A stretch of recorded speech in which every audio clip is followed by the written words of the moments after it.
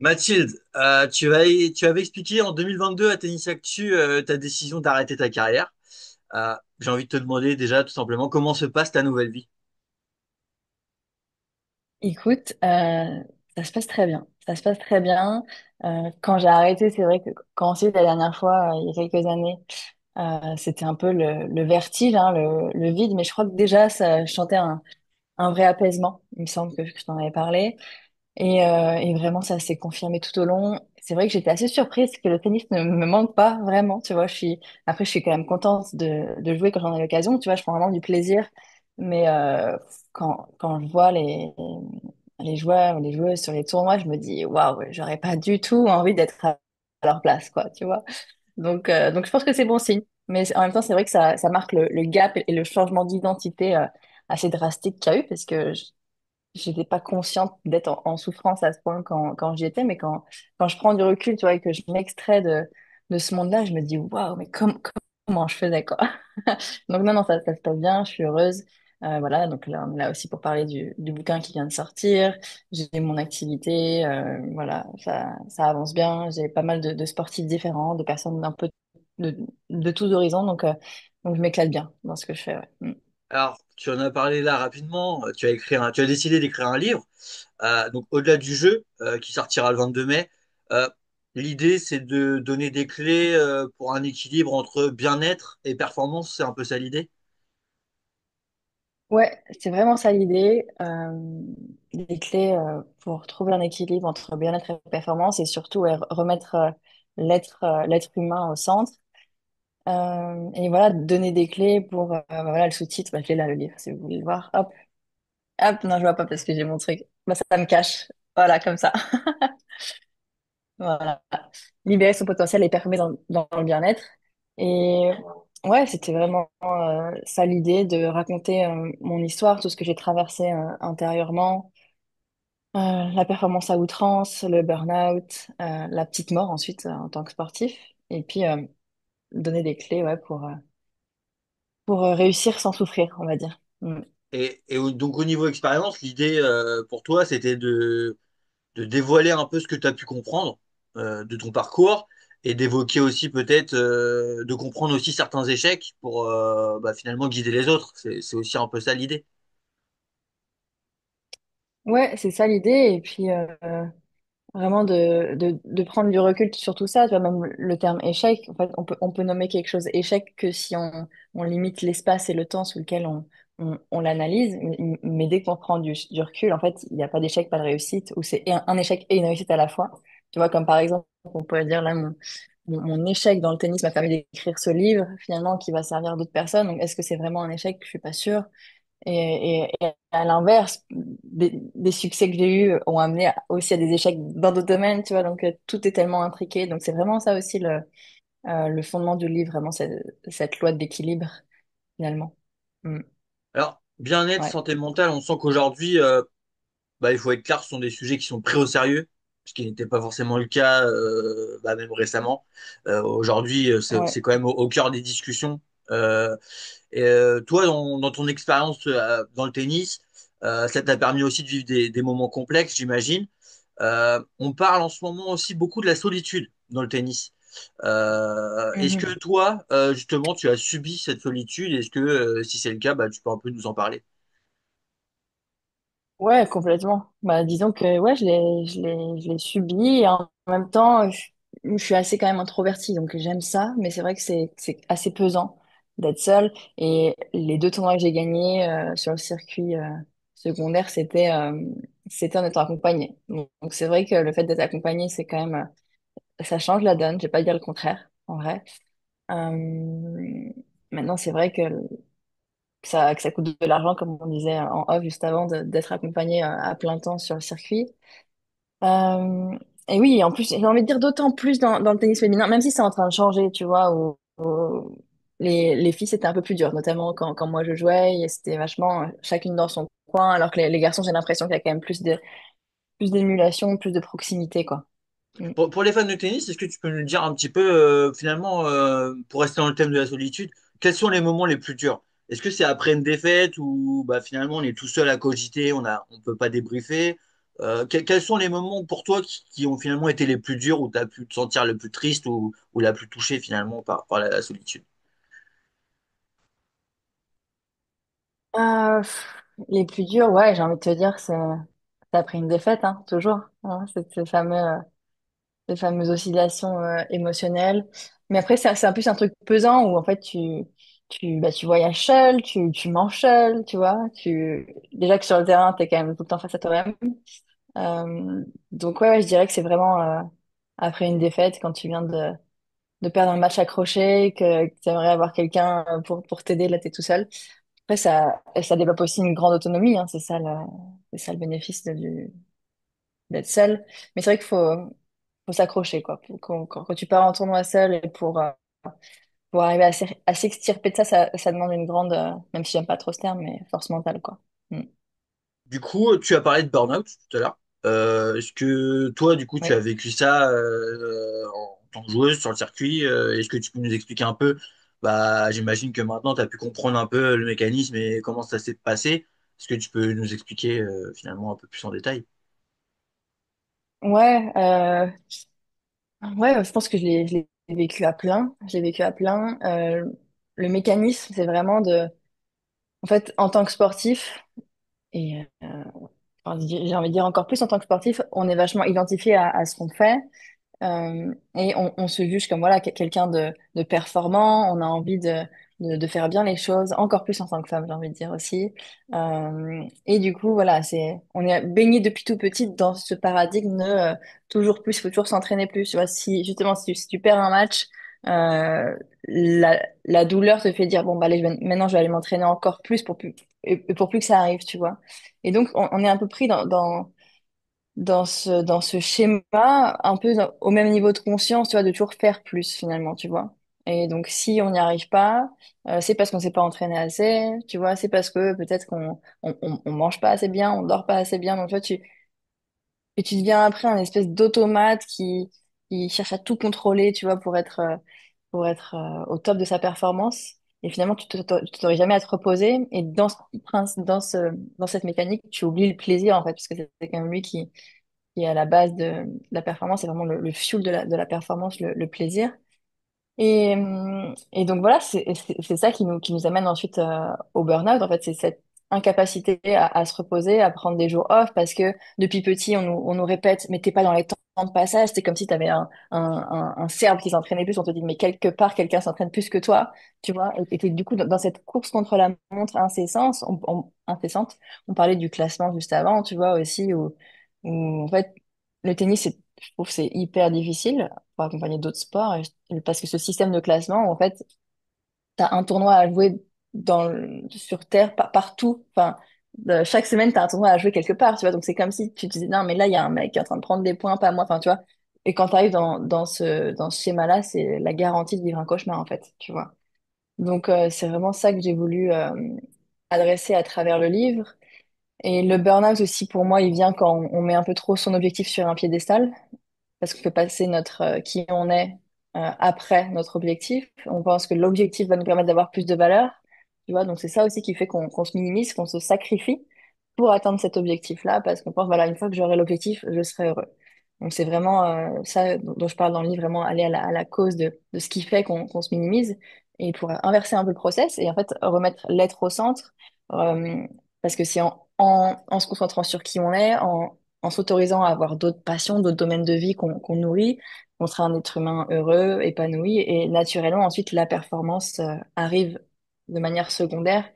D'ailleurs, c'est un livre de John Kay qui s'appelle Obliquity et qui dit que les objectifs les plus importants dans notre vie sont toujours atteints de manière indirecte, finalement.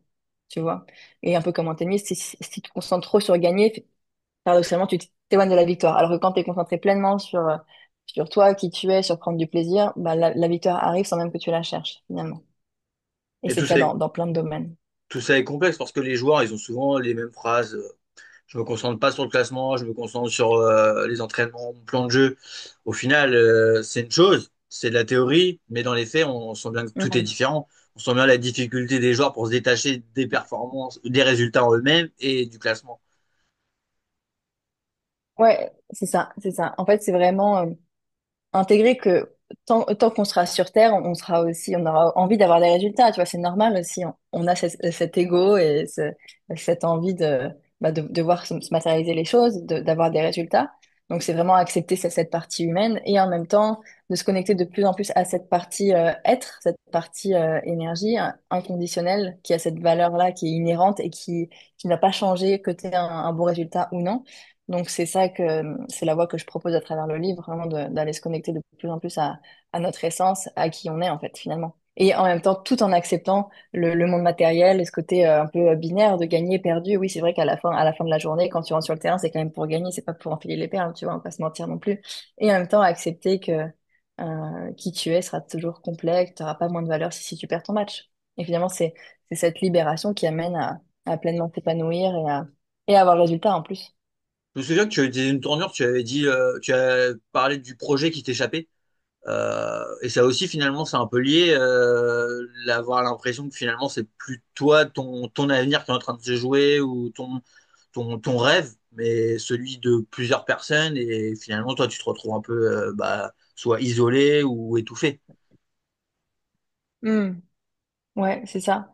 Oui, oui, c'est ça, c'est vraiment le truc comme tu dis, projet qui s'échappe et que bah, tu sens bien que tu rends fier les gens que t'aimes, voilà, que t'es identifié comme un espoir du tennis français, l'espoir, le fameux mot.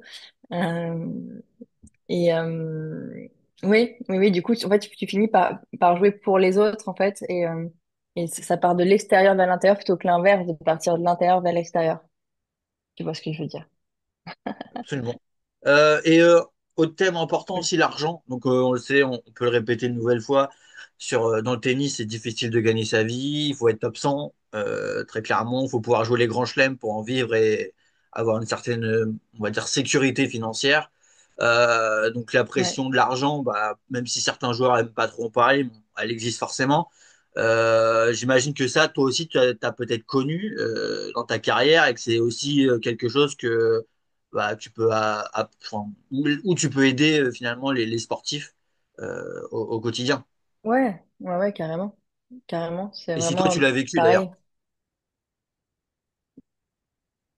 Ouais. Bah oui, c'est sûr que je l'ai vécu parce que du coup, quand t'es en dehors du top 100, t'es beaucoup plus tributaire de bah, soit tes parents, soit les sponsors, soit les matchs par équipe. Donc, t'es obligé de, de sacrifier, entre guillemets, un peu le circuit pour aller faire d'autres tournois pour gagner de l'argent, justement.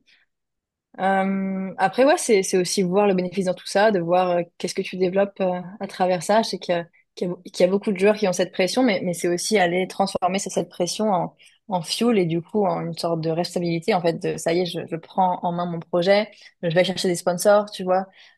Et du coup, je suis pas là à attendre que ça vienne et du coup de le prendre comme une pression et vraiment de renverser le truc.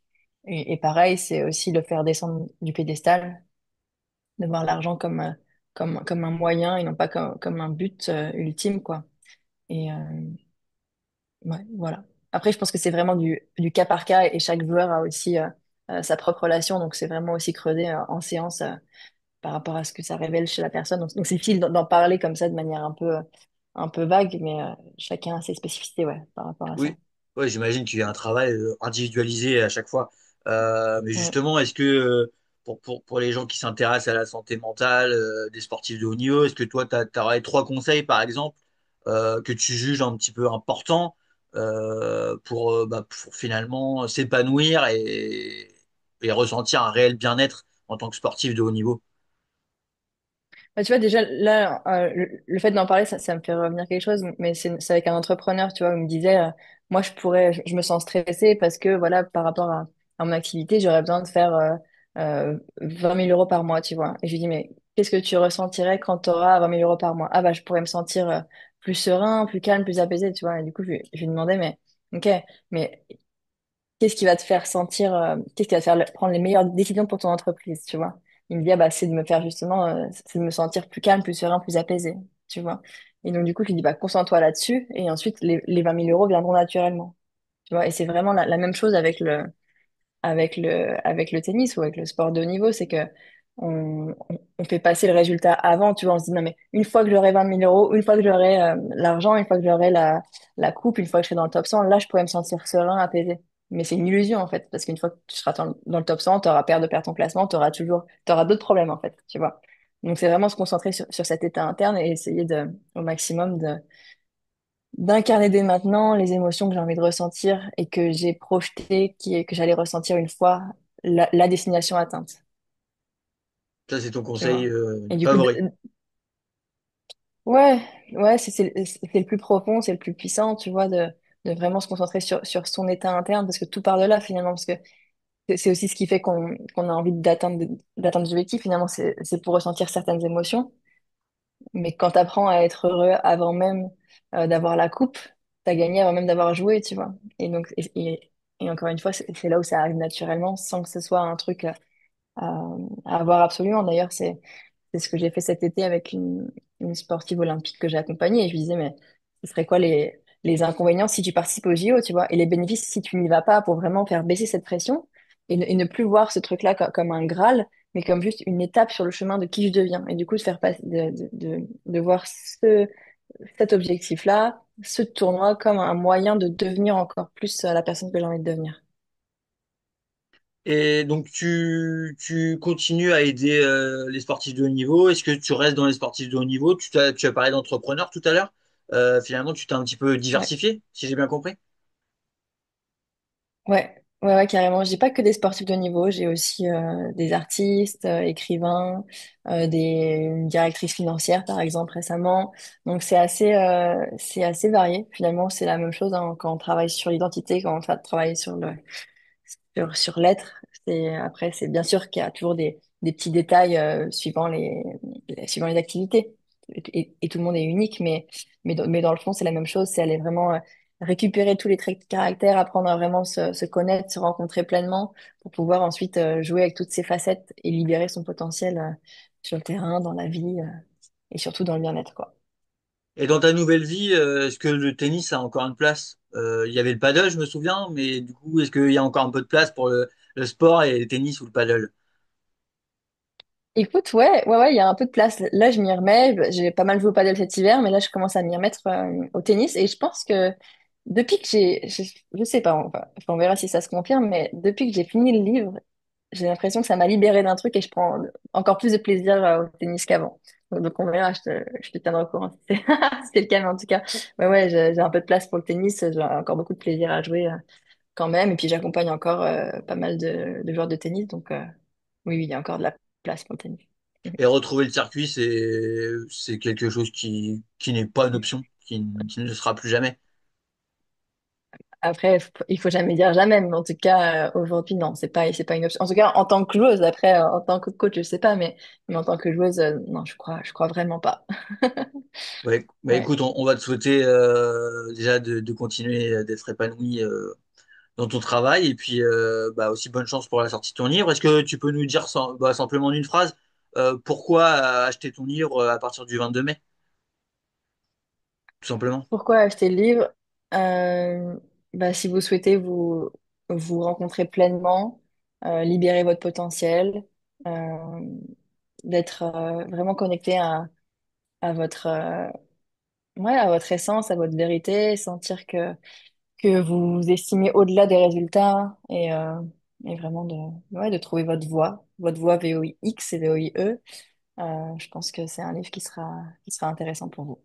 Voilà. Bah, c'est noté, au-delà du jeu le 22 mai.